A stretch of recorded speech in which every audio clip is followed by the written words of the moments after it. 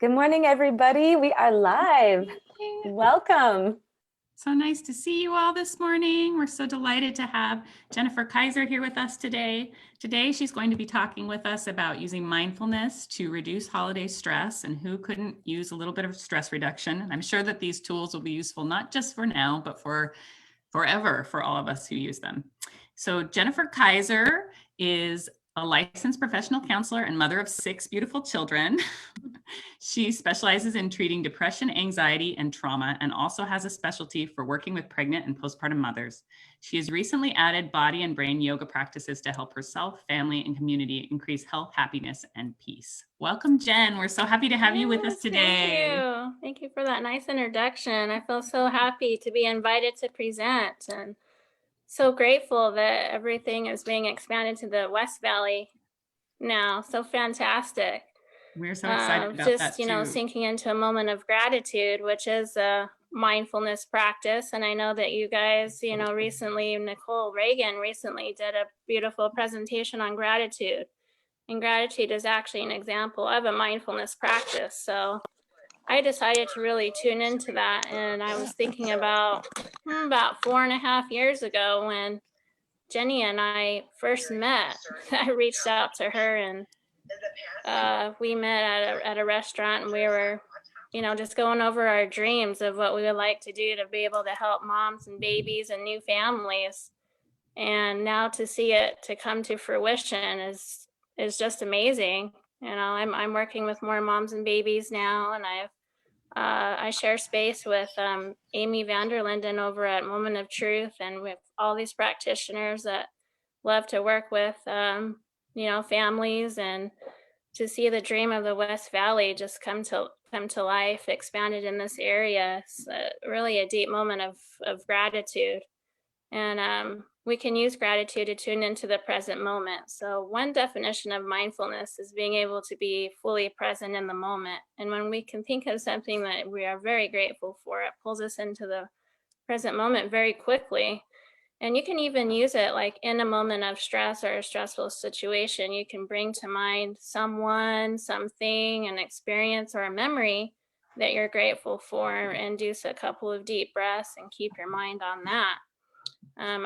I often use it during the day when I know I'm going to be having a lot of things I'm going to be doing, and kind of taking breaks in between tasks, and then taking the mindful breaths, and coming to mind that beautiful memory that I'm thinking about, that I'm grateful for.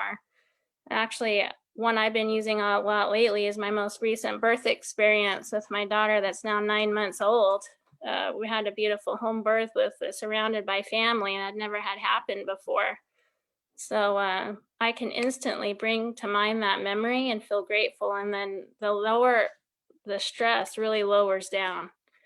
You can't be highly stressed and extremely grateful at the same time.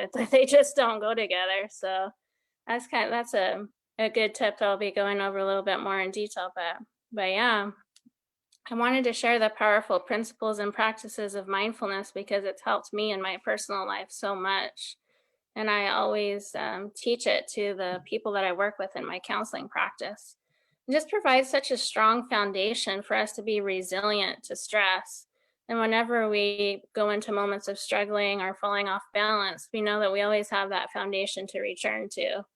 And I know this year has really, gotten the best of all of us, to where we've had probably more times than usual of going off struggling. I know I've had those moments of surviving and struggling, but being able to go back to this foundation to get back to center as quickly as we can. That way we don't have to be in a sense of struggling too long. So these really are super powerful. And, one part of the mindfulness is being able to slow down. I think we're always so busy that we just hurriedly rush from one thing to another without even taking time to slow down and reflect. So I was like, wow, this is barely just December the 2nd. We're at the beginning of December. So we can just slow down and pause and think about, what do we want to create this month? What do we want to create for this holiday season? You can actually take time to think about what kind of holiday do you want to have. You can also take time to reflect on, what have my patterns been in past years? what have things gone on during the holidays that have not gone well? What things that I did not like? You have the power to change that this year, even in the midst of the challenging year still. There's lots of things that we can create and enjoy still. So I'm inviting all of you to go ahead and do that. Personally, I've gotten too caught up in the gift giving, the materialism. It just irritates me, actually. Yeah. You know, I know some people love the gift giving, and that's great if you do, but for me, it's like I end up spending too much money. I buy too much things. I go in debt, and thinking that's the way to have a good Christmas is for all the kids to have all this stuff. And then just a couple weeks later, they're not even playing with that toy Yeah. that I got them. I'm like, what a waste. You know, we could have been Yep. doing something else. So myself, I'm slowing down, thinking what's important, what could we really enjoy that doesn't necessarily need to cost so much money. Mhm. I'm actually looking into researching traditions with the winter solstice and Yule. I've always been interested in that, but haven't actually taken the time to be like, well, how can we incorporate that into our traditions? We can create new traditions and new things that we've never done before that we can enjoy. But if we just go with the busyness and just go about our day kind of like an autopilot, you probably heard of that term, autopilot. We're just going with the motions, then there's no opportunity for change or to do anything different. So there's Mhm. lots of components to mindfulness, but that's another principle, is coming out of autopilot, always taking time to observe and reflect and to create things instead of just the same. Every year being the same, keeping repeating the same patterns. So yes, I'll invite you to think about what has not worked in the past, what can you do different now? And I want to go over some of the benefits of mindfulness. It's actually really similar to the benefits of gratitude, but gratitude is a mindfulness practice. So it's been extensively researched and it's been shown to reduce overthinking. I know that we can really get caught up into overthinking. We think about things so much that we end up messing everything up. Yep. Or we just think about things too much. That's called rumination. So too much stress whenever we're doing that. It also decreases our stress by lowering that stress hormones called cortisol. It actually lowers that stress hormone. It improves our memory and concentration so we can focus well. So then, therefore, we do better in our work performance in general. Helps us maintain our emotional stability. So we feel like our emotions aren't so intense, that we are actually in control of our emotions rather than our emotions controlling us. We're the master. So you can kind of stay in that wise mind kind of state. Always teach that we're not our thoughts and our emotions. Those are just the experiences that we have. Who we really are is that wise mind observer of those experiences. And we can have control that way. It can improve our relationships when we're being more present with our family. So relationship happiness goes up. Naturally, symptoms of anxiety and depression go down. We sleep better, as if we're not overthinking everything at night in that rumination, then our brain is allowed to slow down and relax for sleep.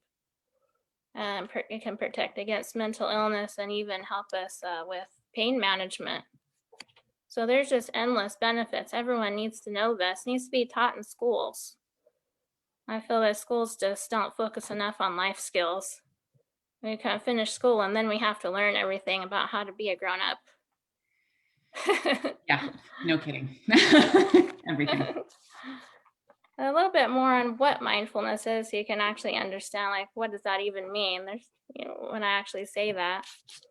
It's against the powerful life skill to be the master of our thoughts and emotions rather than those things controlling us. I always teach that we're the observer. So a lot of mindfulness is being able to observe. You can learn to just take a step back and observe yourself. Watch your thoughts and emotions, watch your behaviors, and watch things of others. The constant observation. And it gives you a distance between you and your emotions. You're not so attached to it. If you stand back a little bit and look at something from the outside, you then have more control over it. So I always try to observe all the time. This will allow you to notice what negative thoughts you might be having and to change those. Thoughts can always be changed. You can always take a new perspective. Try to be more positive. It's also the full awareness and acceptance of the present moment without judging it, which I know is not easy because most of the time we judge everything. But if we can remove judgments, then our emotions are not nearly as intense. You just accept things as they are in the moment. There's so much freedom and peace in that. That way we're not stuck in the past a lot or fearful of the future. I wonder how often during the day we're actually in the present moment. I was just some research studies I was reading a while ago. It's really not that often. You know, like maybe when we're eating, is our mind really on our food and our meal? We might be thinking about what we're going to do an hour later. Or if we're doing a chore, doing dishes, is our mind actually in that task? So it's being able to put your 100% mind and attention onto whatever you are doing in the present moment. And it becomes a lifestyle, actually. So if you are doing a chore, like the dishes, for instance, you're paying attention to all the details of that. The temperature of the water, the actual details of the dish that you're washing, the soap, what does it smell like? Things like that. Also, when you're taking a shower, taking a bath, you're fully in that experience. So it takes some training. Mindfulness, we can train our mind to what we want to focus on. So you just bring your mind back over and over again, even if it's 100 or more times when you're first practicing. Keep bringing your mind back over and over again to the task at hand in the moment.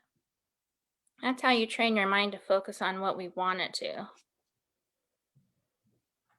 We can also use it for the joyful moment. So if we're doing something fun, like, I don't know, like watching a sunset, that you're fully appreciating the beauty of the moment. Instead of like, oh man, this is going to be over in 10 minutes and now what do I need the next task to do, right? I know like a lot of time we do that when we're on vacation. We'll be on a vacation and just a couple days in, we're already thinking about when it's going to be over and have to go back to work, you know, some people. No, I don't do that ever. No, I'm always completely in the moment, Jen. Yeah. Right. So mindfulness also is being able to give yourself permission just to have fun and let everything else just kind of just go in a box. Like it doesn't mean that the stressors go away, but you can put them in a box and wrap them up and put them on the shelf for a while for you to be able to enjoy something like going out and watching a sunset and taking a walk, watching a movie, that there is no stressors in that moment. You're just fully in it, enjoying it. Gives your mind a break. You don't have to be on stress mode all the time. Mm-hmm. So slowing down and doing everything with intention. That's another good part of a definition. So holidays can seem to be really busy. Some it's really emotionally charged. I know I do a lot more counseling this time of year. It's because of that, and it can sometimes bring up past trauma for people. It can be a reminder of family conflict around the holidays, or if there's current family conflict. And you know, with the year the way it's been, it's good. Holidays are gonna look already look different this year. You know, Thanksgiving was different for a lot of people, and how's Christmas going to be different this year? So one mindfulness practice can be letting go of expectations and letting go of the way things should be, or the need for everything to be perfect. Mindfulness is just accepting it as it is, not fighting against it, and not overly focusing on the negative. We can choose to also focus on the positive. Like for instance, you know, Thanksgiving, my mom and dad usually come. They live out of state. They weren't able to come, you know, this year, which is disappointing. If we're not using mindfulness, then we'll have rumination on the negative and what we're disappointed on. But it was actually, you know, a good time with a smaller group of people. You're able to focus more quality time with a smaller amount of people. And we actually invited a family friend over that has been a friend of my 18-year-old daughter since kindergarten. And we hadn't seen her in like a little over a year, and she didn't have anywhere else to go for Thanksgiving. And so that is something that we created. And it was really neat and again, the gratitude of, wow, she's been a friend for kindergarten all the way up, and she's in college now, and they're still friends, and she's a friend of all of us. And we were able to take a lot of pictures and capture the moment. That could be another gratitude mindfulness practice too, is taking pictures. I've actually gotten kind of obsessed with picture taking. It's really special. You can capture that moment, remember it forever with a picture. So, Christmas might be kind of similar, things that we weren't able to have in past years. But what can you still be grateful for? And maybe what's something new you can create for this holiday? Okay. Yeah, so definitely letting go of expectations. It's going to be what it is. If you have these high expectations, try to control everything, try to be too perfect, it's going to be a lot of stress and maybe disappointment that we don't need. Yeah. So you guys can feel free to ask questions or interact on that point. Yeah. Any comments or questions to that aspect of letting go of expectations and perfectionism, shoulds, quote unquote, that get us in trouble? Can I make a suggestion? How about if it's okay with you, Jennifer, we could all go around and we could just introduce ourselves briefly and say, if we've thought of something, maybe one expectation that we feel we might want to let go of this season. Yeah, definitely. This is a good time to do that. Yeah. Okay. All right. You want to call on people, Jenny? Sure. Sarah, Okay. why don't Oh, okay. you start? I'm Sarah. I'm the assistant director of fourth trimester, and just so excited to be talking about this topic today. My holidays are typically really stressful because family and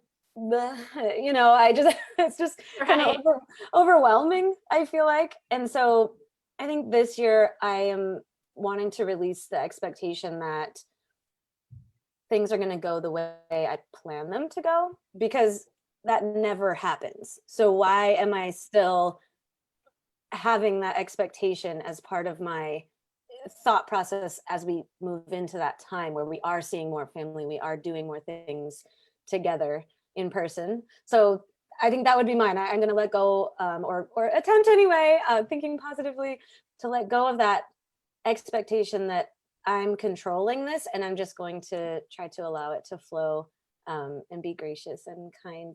Yeah, that's a good point. Just awkward. let it to be as it is, and then if you realize that you've been expecting something year after year after year and it's not happening, why expect it again? You're setting yourself up for immediate disappointment. Yeah, it's understandable. And then I'm just Definitely more stressed. understandable. I mean, we can validate you having the expectation. It sure makes sense, but to cling on to it and attach to it and keeping saying that that's the way it should be, that's what creates the stress, right? Absolutely. Yes. Yeah. Totally. Great. Yeah, I like that That's where I'm at. example. Thanks for sharing. I think we can Awesome. all relate to that. I hope. I hope I'm not the only one. Yeah. Holly, do you want to go ahead and introduce yourself too? Okay, I was waiting for my video to start. Sorry. I'm trying to do school and kids, and You're okay. So, you don't have to go on video if you don't want to. Okay, there we go. So for me, it is probably, I'm trying to escape the kids. So for me, it is probably sorry, I'm Holly. I am Hi, Holly. part of the fourth trimester West Valley group. My expectation, I think, that I'm trying to let go of kind of goes along with what Sarah said too, but I think I have so many expectations that we're going to be able to have all this time, and the month goes by so fast. So I think I love, I have kids coming home from college. kids that are here, and you just think you're going to have all this time to spend with them. So I think it's good to have the expectation that you're going to spend time together, but then it's always so disappointing when they're gone. So I like what you were saying, Jen, about just being present for the moment when they're here, not having the expectation that we're going to do all these activities or all these things, but just that we're going to enjoy the time that we do have, whatever it is, even if it seems short. And I think, so my expectation that I would be letting go of is that we're just going to have all this time. We will have some time, but it's never enough, I guess. Right. Yeah. Thank you for sharing that, Holly. That's definitely a really good point. You don't want to keep, you're trying to enjoy something and then where's your mind like, oh, this isn't enough. They're going to be gone. Yes. Yes. Enjoy what there is. Yeah. And there's like it could be a long to-do list of things you want to do. Can you guys come together and decide what's priority? Yeah. Oh yeah. That's that good. way you don't feel like you have to be so rushed to do lots of things. Maybe you could decide on fewer things that you could actually enjoy more. Yeah. If it's less instead of too much. Yeah, that's so good. Yeah. I can totally relate to that, Holly. Like over planning. Like I Yeah. always over plan, and then I end up disappointed because the kids are back in school and now I'm like, oh shoot, I didn't get anything done. Yeah. Like, Right. what the heck? Why do I even bother? Why do I bother? Yeah, so true. Okay, would anyone like to go next? Introduce yourself and maybe talk about an expectation. Sharon? This is Sharon. I can go next. Awesome. My name is Sharon, and sorry I don't have my video on. I am at work. I work with Holly, and we are part of the fourth trimester West Valley. So I already started what you guys were talking about at Thanksgiving, and I just enjoyed every minute. I had family coming into town, but no specific plan. So whatever time I could have, whatever time I could fit them in, then I just enjoyed that minute at that time. So for Christmas, one of my love languages is giving gifts, but it's so stressful at Christmas time, and then you spend the money and then it's more stressful afterwards. So I've already started prepping people to know that the gifts are going to be at a minimal this year, and it's going to be time. It's just whatever time I can find to be with family and friends. That's what I'm going to do, and just make it more personal. And I'm trying to change my love language a little bit. Yeah. Yeah, I think it's nice to let people know too what you want. That I'm doing the same thing. That gifts are going to be more minimal. We're going to more focus on that doing things together, the experiences.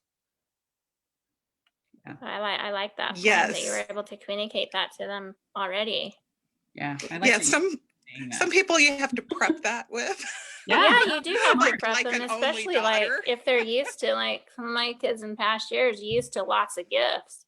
Yes. I better prep them now. I mean, like you're not going to be getting 100 presents. Exactly. And what's the meaning of the holiday? We want to create meaning. I think that's the most important thing.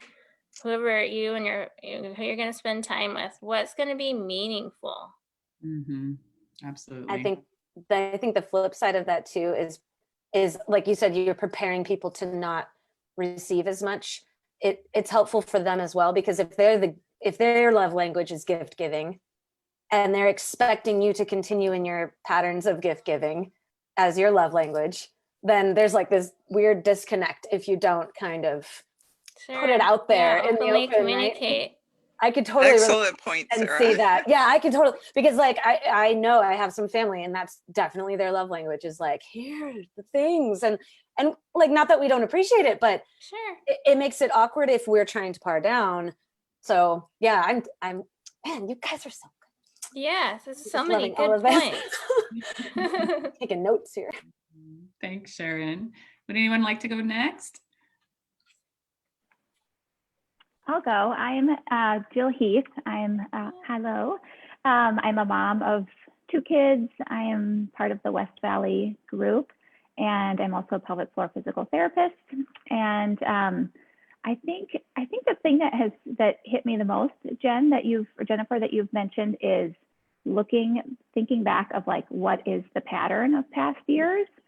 And I think I'll have to do a little bit more kind of deeper reflection on that. But I think my pattern is at the beginning of the season, I get so excited about like planning all these cookies I'm going to make. And, you know, before I had kids, it was like all these cookies and they were all from scratch. And everything I did was, you know, because I enjoy it and I had the time to do it. Well, now I don't necessarily have the time to do it. And so what happens is I get excited at the beginning, and then like midway through, I find myself, you know, up at 10 o'clock at night, like fussing over these cookies, and it's like, it's missing the whole point, you know? So I think for me that's kind of my thing to let go of this year is maybe have a plan, because, you know, that part is enjoyable and I like to do it and I can involve the kids. But if it doesn't happen, like just let it go. So I think that's, for me, the big thing is just, if it doesn't happen, just let it go. Be okay with, you know, the store-bought stuff. Like no one else is gonna mind it, and they're probably not gonna know except you. They're not gonna know. That's kind of like sounding like a little bit like perfectionism. It has to be these perfect homemade cookies, and it has to be this way. It should be this way. So I'm gonna have to stay up late to make sure it gets done. And then like you said, it defeats the whole purpose. You end up not even enjoying it because of all the stress. Totally. Yeah. Mm-hmm. So if it doesn't happen, it's okay. Yeah, I like what you said there. Yeah, that's But beautiful. see how if you didn't use the mindfulness to take time and reflect, you wouldn't even really realize that that might be your pattern, and then you'd be on autopilot repeating the same thing again. See how it's amazing to be able to take that time, and it gives you more control to change it and make it better. Yeah. Thank you for sharing. Yeah, thank you. It looks like maybe Kara wants to go next. So yeah, I will go next. That beautiful baby. I know. Oh, He's so beautiful. Such a baby. Oh yeah, you're. They always, yeah. He's camera shy, like all babies, right? So I'm Kara, and this is my baby Ansel. He's about Nice to 10 meet weeks you. now. It's nice to meet you. A recommendation for cookies: Crumble makes great cookies. Just go buy them. But I think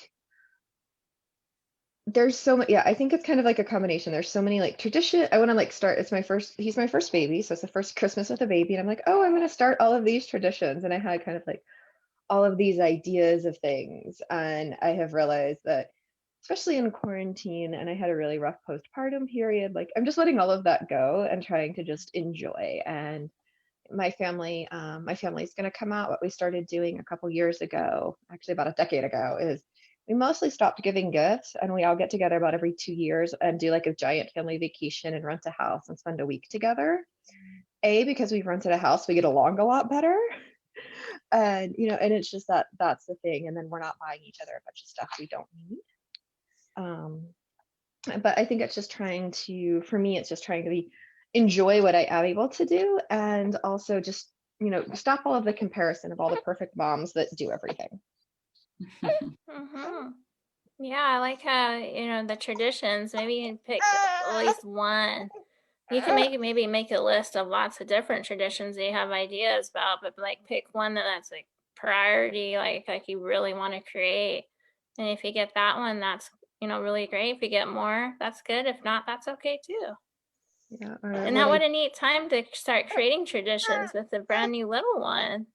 I know. I started thinking like of like the things I liked. Like we had a couple of like Christmas toys that we would get out and play. So I already went ahead and like got those ordered so that he can have them this year, and we have pictures of him like as he grows. And like, and I mean, COVID makes everything different, so there's no like taking him to the Nutcracker or anything like that. Right.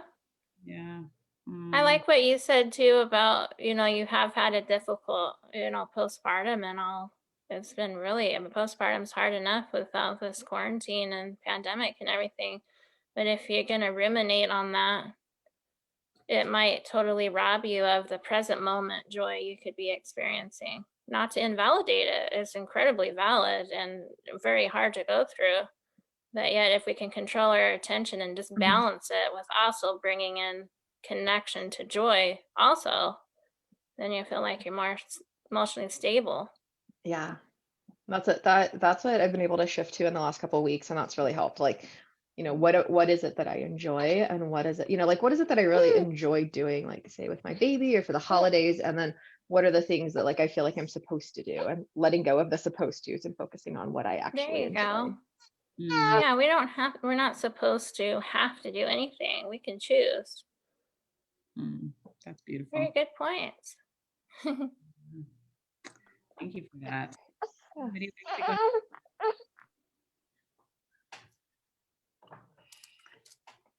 Anybody else who would like to introduce themselves? I don't want to force anybody to, but.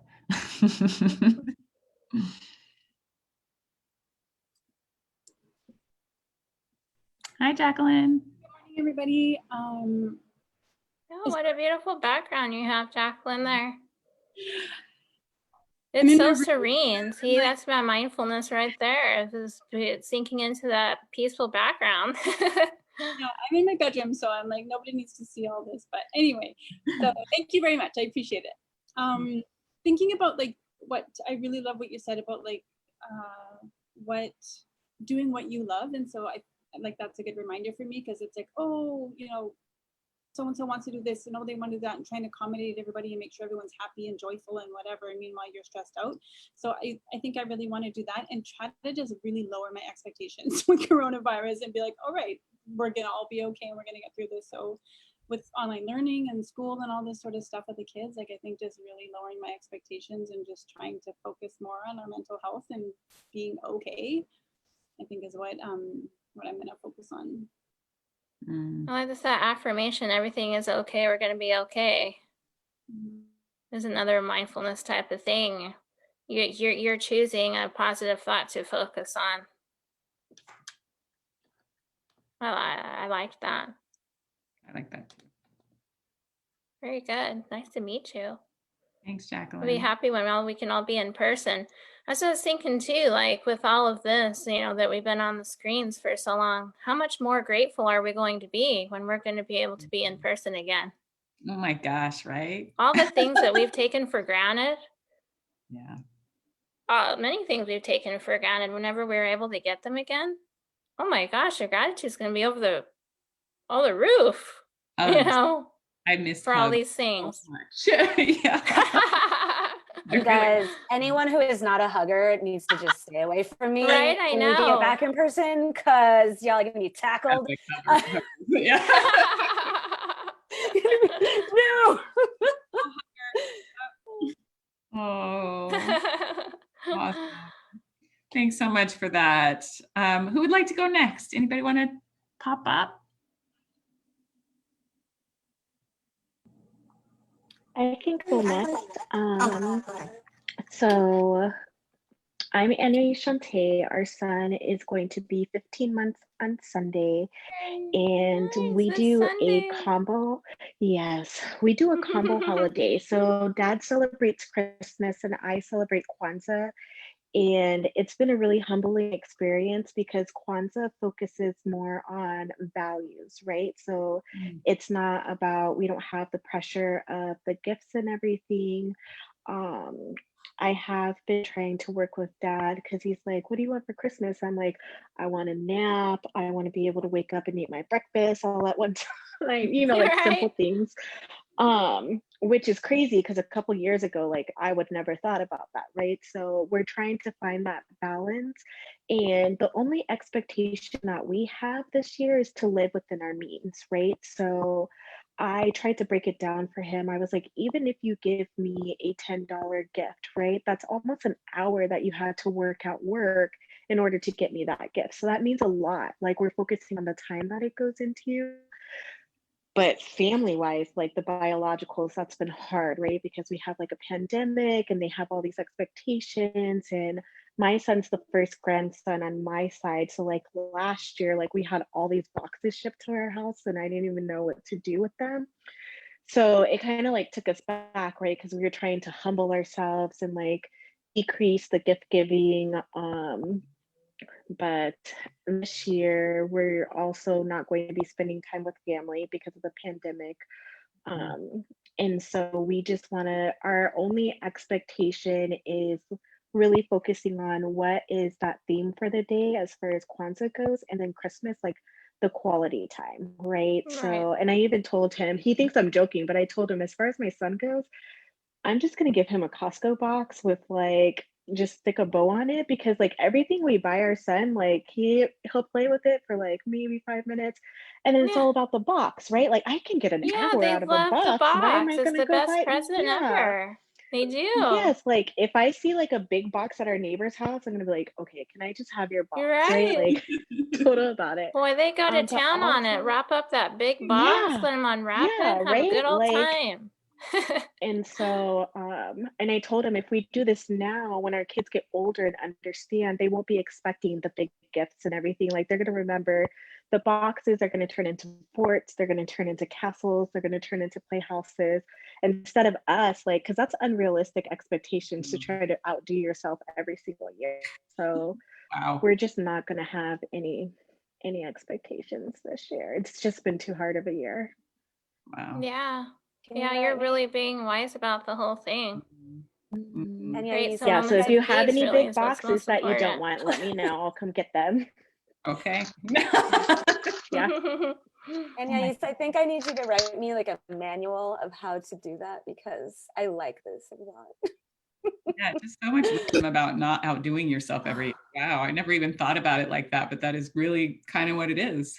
Yeah. Yes. Outdoing yourself. Yeah, see how much I can do. Yeah.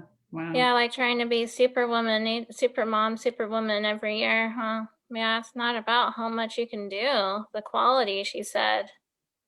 The quality, doing fewer things with more quality can make a lot of sense.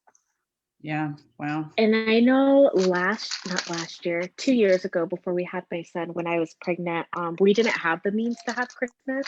So we limited ourselves. Like we were like, okay, I have to find you something for $20, and then you find me something for $20. And it's really hard, right? To like find something for just $20 for someone that you really, really love and you want to give them like the world.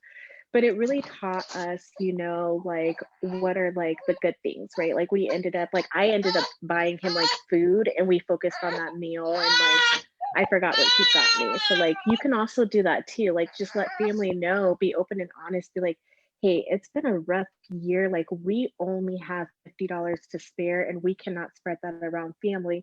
So this year we're going to send you guys a digital thank you, or a digital Christmas card, or whatever you celebrate, Kwanzaa, Hanukkah, whatever it may be. And just let them know, because you also have to let your expectations know, because sometimes people will bless you with things expecting you to bless them back, right? And you're also in that Yeah, that awkward was a good situation where point brought up by someone else too, is to communicate your expectations so everybody knows. Yeah. Yes. Wow. So, thank you, Excellent ladies. point. Thank you for that. Yeah. Who would like to go next? I see we have a few more people on here. You're welcome to not share if you don't want to, but if you'd like to introduce yourself and share, we'd love to hear.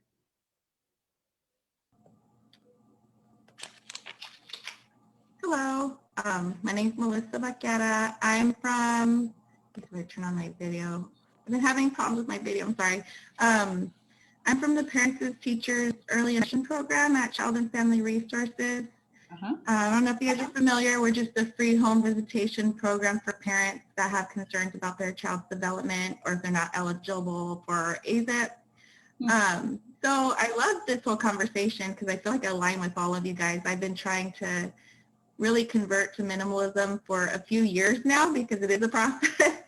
And so my expectations is really taking a step back from social media, because I feel like a lot of expectations are set there, and I can feel guilty when I see some things that other families are doing that I'm maybe unable to do due to time or money. That's one of the main things, and also it is a time sucker, but that's also a process as well, because I tend to want to go there sometimes for just some mindless, getaway. But so that would be mine. But yeah, I definitely agree with everything that everyone else is saying. I think you guys make some great points. Thanks, Melissa. You said you want to convert more to minimalism than you have in the past. Me too, I feel. For sure. Thank you, Melissa. Anyone else want to introduce themselves? Noah, Joanne said she was juggling a sleepy baby, so she was just going to say hi from chat. But if there's anybody else who wants to say hi, feel free.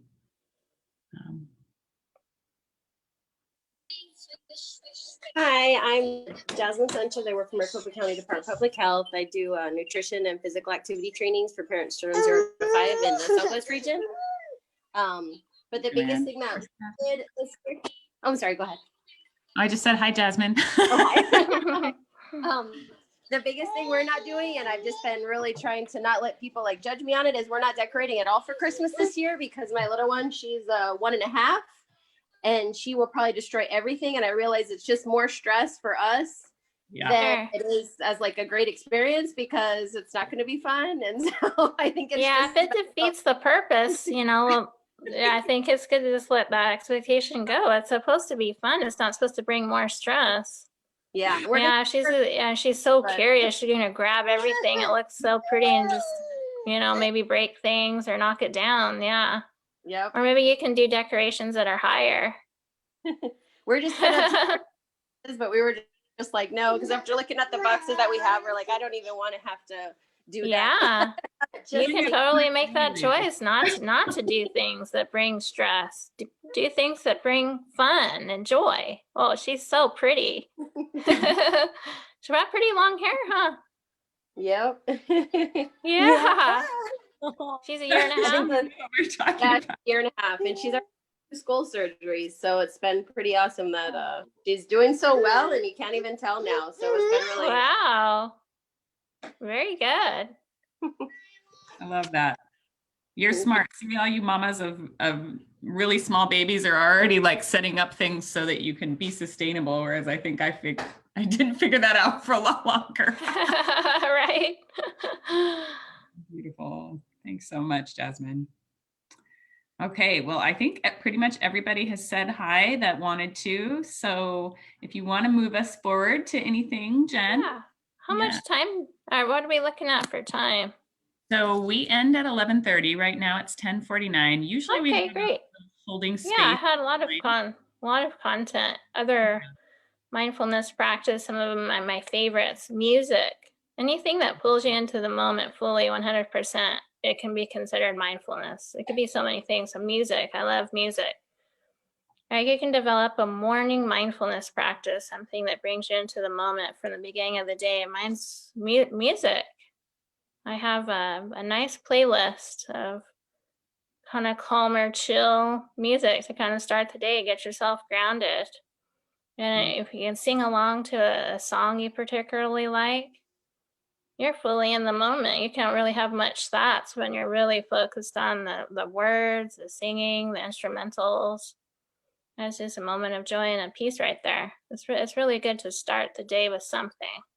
Another thing I like to do is reading affirmations or quotes because they help us think in a different way.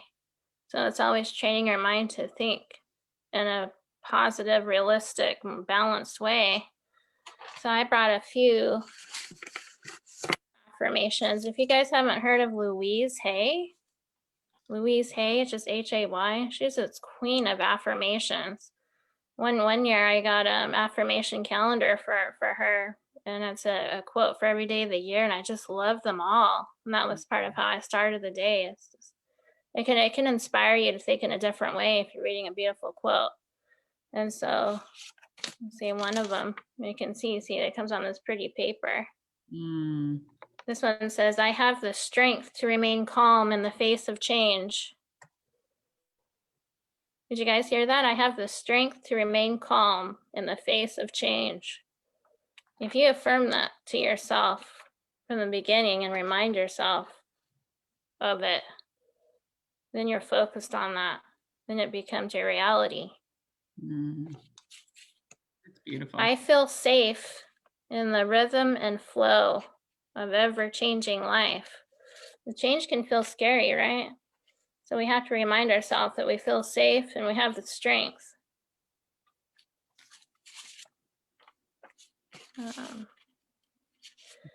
It is easy for me to get centered. Even in the midst of stress, I can relax. If it doesn't feel fully true in the beginning, you're still affirming it to yourself and practicing that that's your intention. Yes, it's going to become easier. I'm practicing all the time to be more centered. Even in the midst of stress, I can still relax. And then any quote on gratitude, I love. Life loves gratitude. The more grateful I am, the more good experiences come my way. Mm. I really started gratitude practice in 2018. Every day, I always look for something good. You're carrying around a magnifier glass that amplifies the good things. This might be really tiny. Take a magnifying glass and really amplify it. So I'm really having it on my mind a lot, and then I even write it down a lot of time too. So if you have a separate journal, you can just put positives in there. And you can make gratitude specific to the day. Anything good that happened for that day, you can jot it down. So it doesn't have to be general things you're grateful for. You can make it specific to that day. And then you got this whole notebook by the end of the year just full of good stuff. Mm-hmm. So it amplifies it more, so it provides balance to stress. And one more. I remember that when I create peace, harmony, and balance in my mind, then I can find it in my life. So I really try to make our thoughts really positive, rational, and balanced, and then it'll show up in your outside life as more peaceful. Mm. And then otherwise, mindfulness can also involve a really strong mind-body connection where your mind is connected to your body. I think it feels like a lot of times our minds are floating. We're not really aware of our body. So things that we can do to connect the mind and the body back together are really good. For instance, it's our breath. I think a lot of time we go throughout our day with holding our breath. And then focus on exhaling. I think we learn too much about the deep inhale. When you inhale, really fully exhale, like you're blowing out a candle with out breath, and make it longer and more pronounced.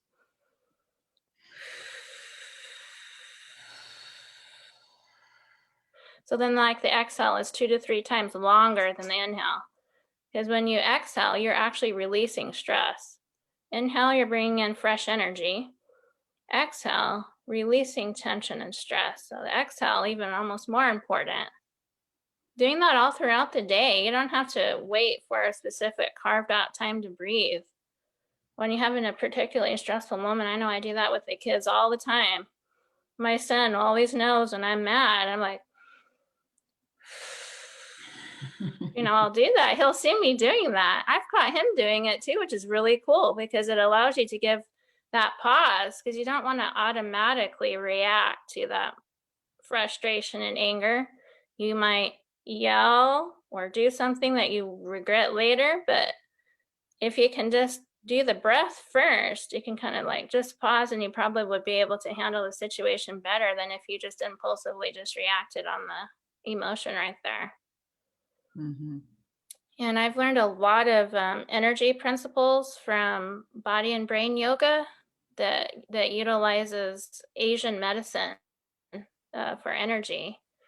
So we know to manage stress well.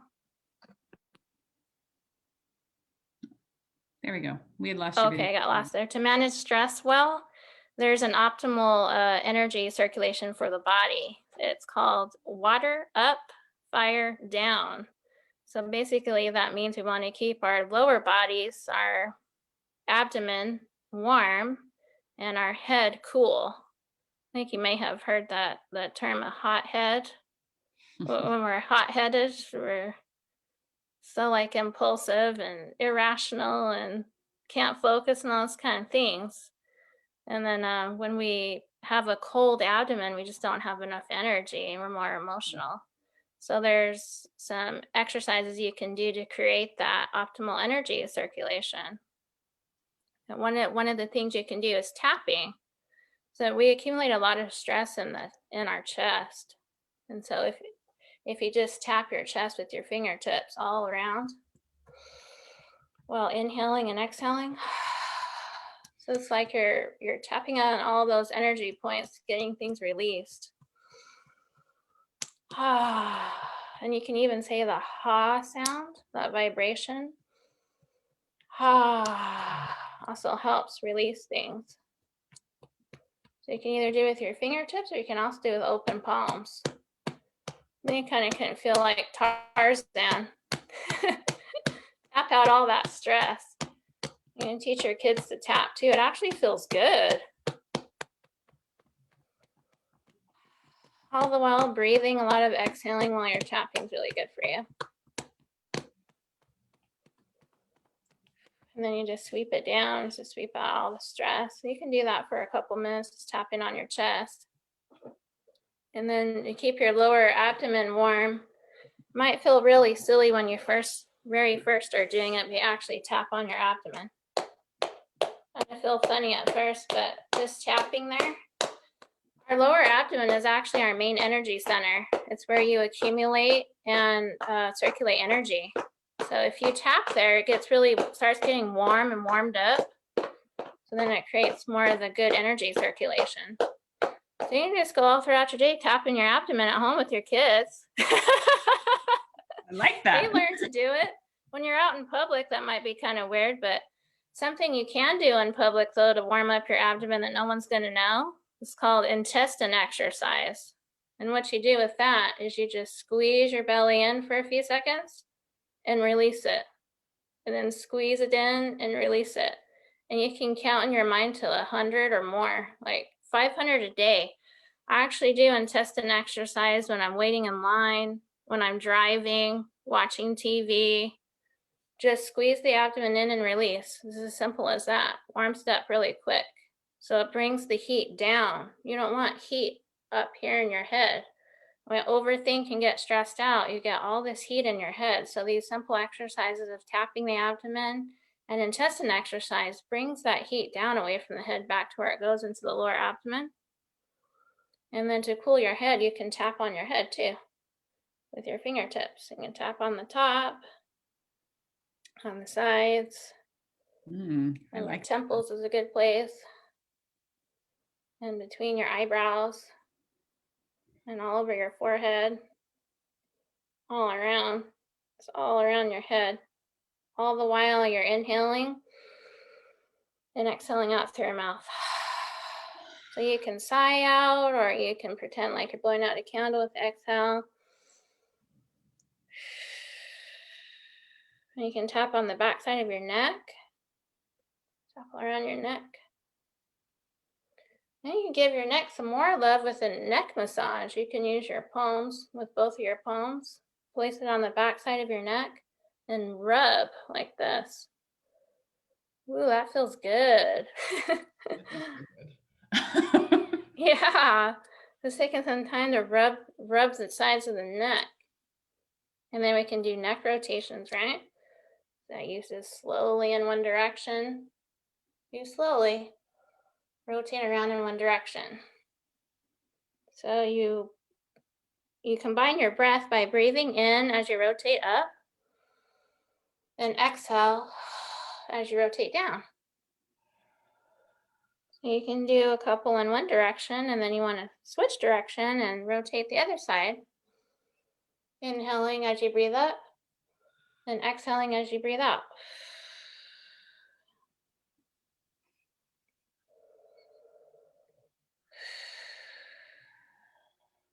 And just again, gently move your head side to side.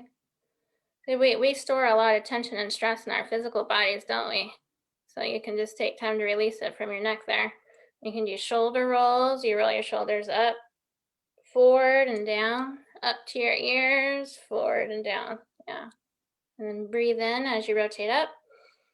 Exhale as you breathe in down, rotating down. So the breath, really important. Breathe in Exhale out through your mouth. Good job. And then the other way, do up to your shoulders and back now.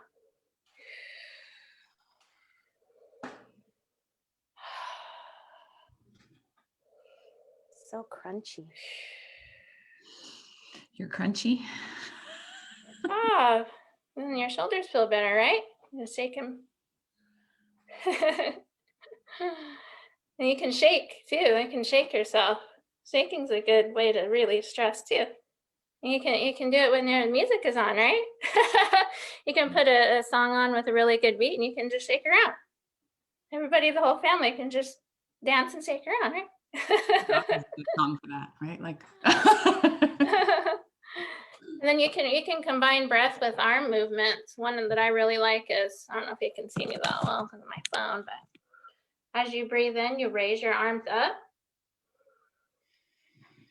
And then exhale with your palms facing each other. Exhale, bring it down to your lower body. And we want to do that like 5 times. Breathe your arms up. Exhale out through your mouth as you bring the hands down. You can even like do it more slowly too. When you raise your arms up, you can do it slowly. You can kind of feel energy, right? If you do it slow, and that forces you to slow down. And then slowly bring it down. So that's just a quick way to get centered too.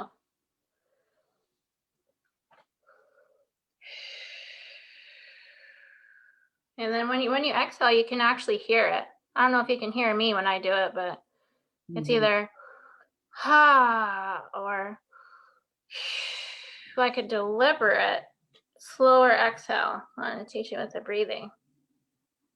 And then more with breathing, like abdominal breathing, like when you're laying down to go to sleep, kids are already asleep, you're getting ready for bed, you can place your hands on your abdomen and just think about your lower body and feel the breath coming in and out.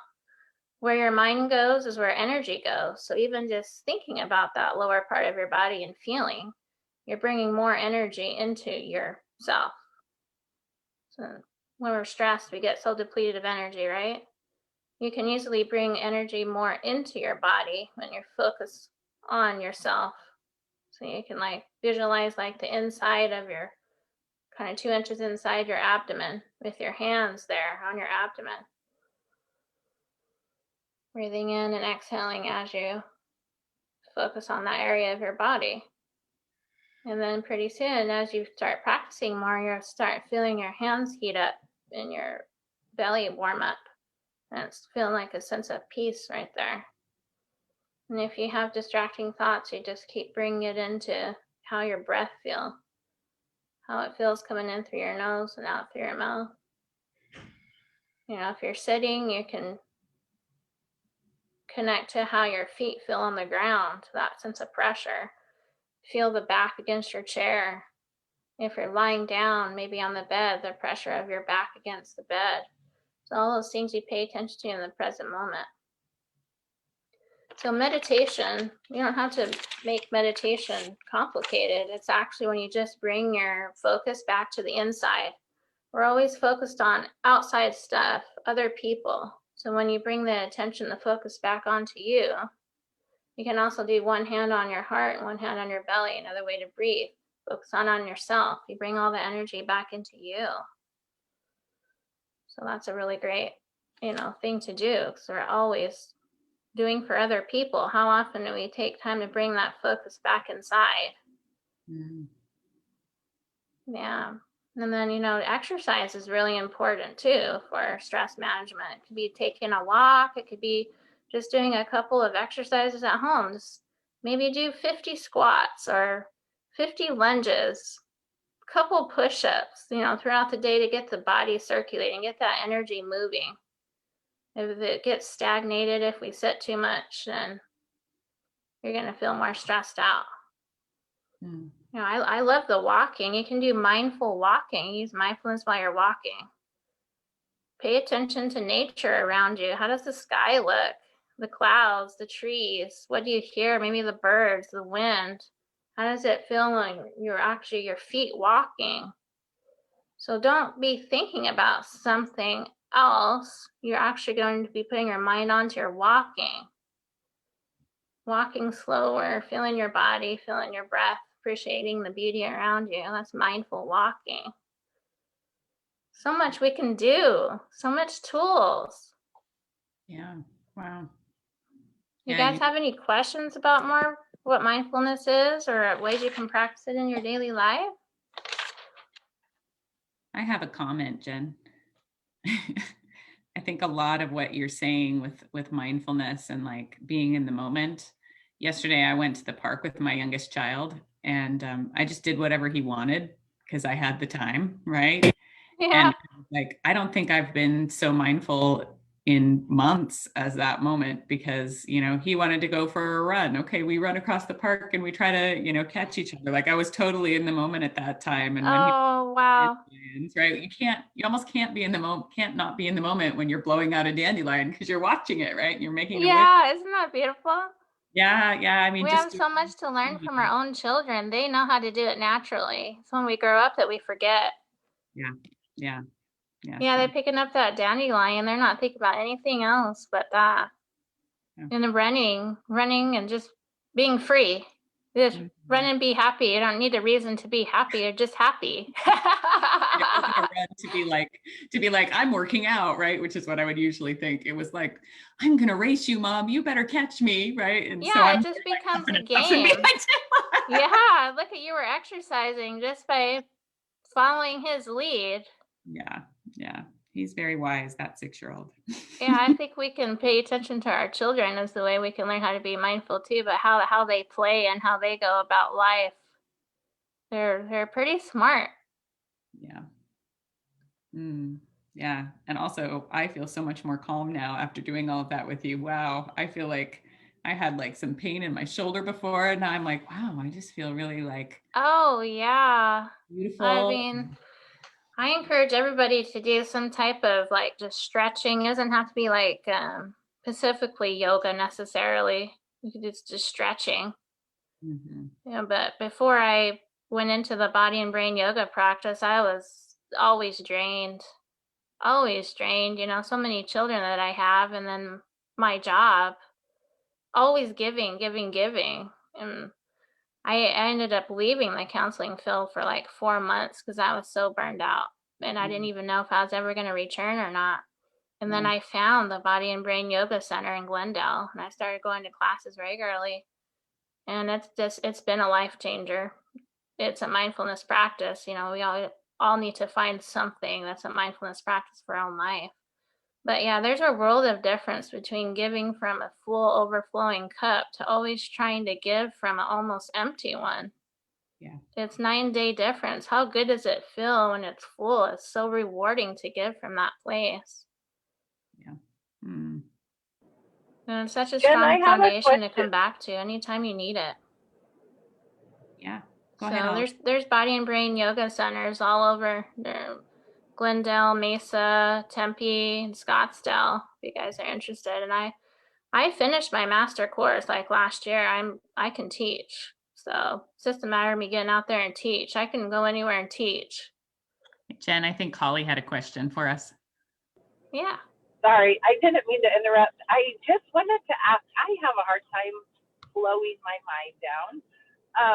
So if I'm walking and I'm able to focus on a song maybe at that time, do you consider that being mindful, or is it really just focusing on what you're doing, like that walking activity?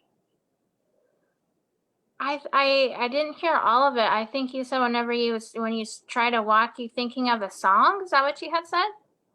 Sorry, yeah, I'm in the car.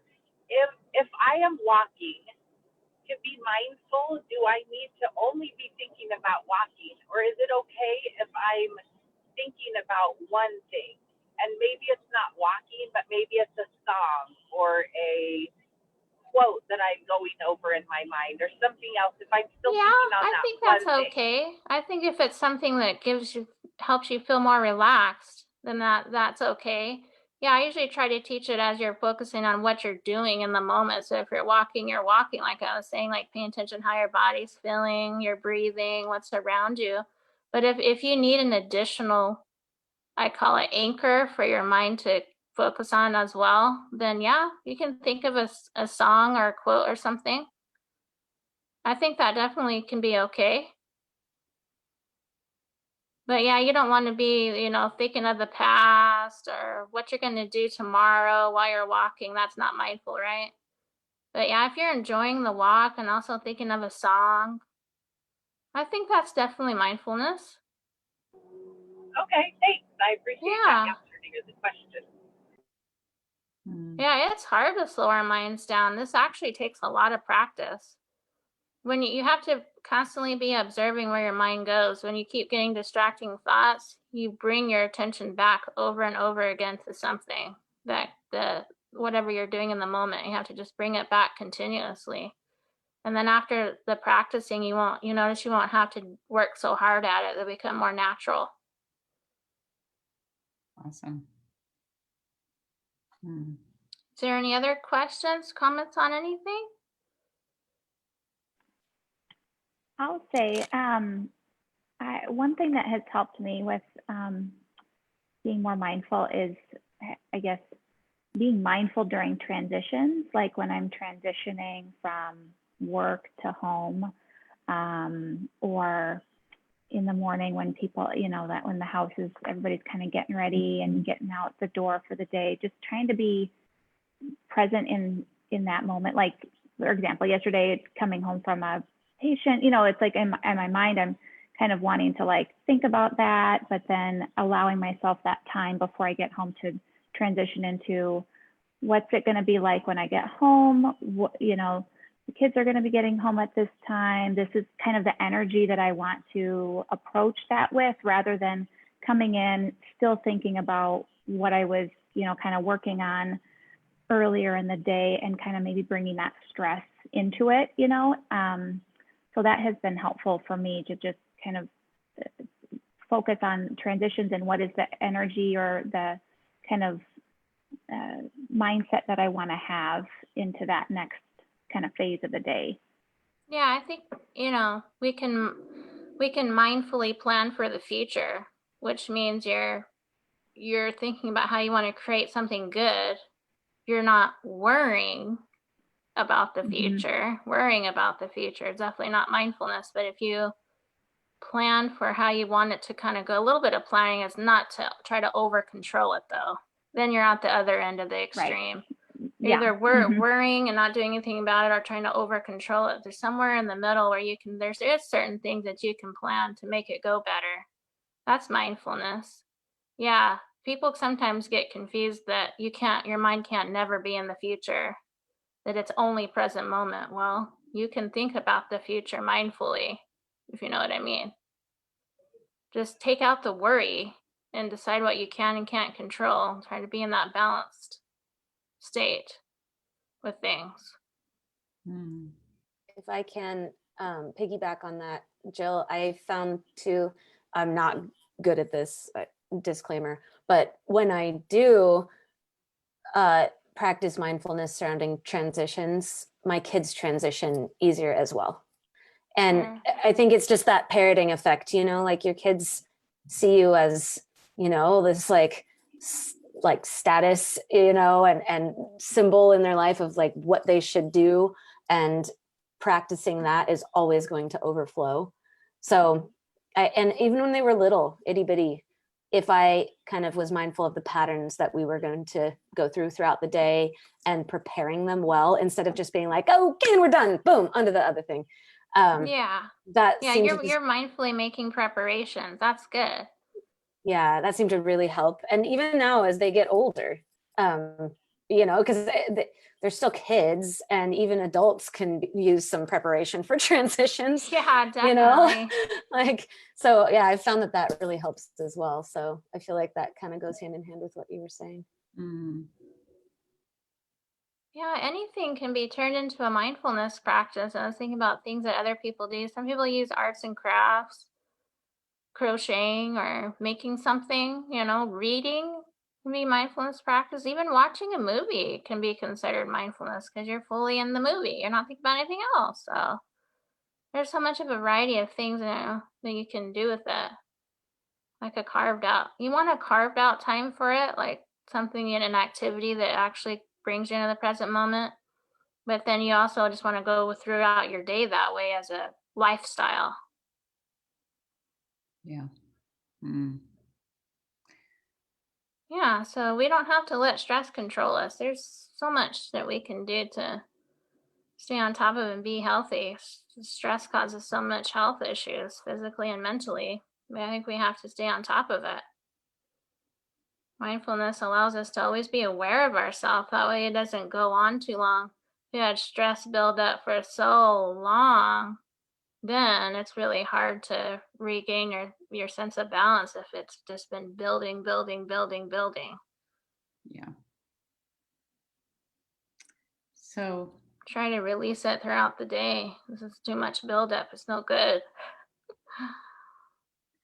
So we have about 12 more minutes left. And I want to just maybe poll the group at this point. So we have a couple options here. We could ask Jen to take us through breathing again, which would probably be really beautiful if she might mind doing that. Or we could take a moment to break up into groups of 2 and do some holding space where we listen without trying to fix anything for the other person. I think we have time to do one or the other, and I'm open to either option. So if you guys might want to just turn on your video and maybe raise your hand, or you can raise your hand on if you know how to do it on Zoom. I personally don't know how to do it, but if you know how, do that. So if you'd like to have Jen maybe guide us through breathing once again, if you want to just turn on your video and raise your hand, I'll take a peek here, and I'm going to pull us off of Facebook right now too. So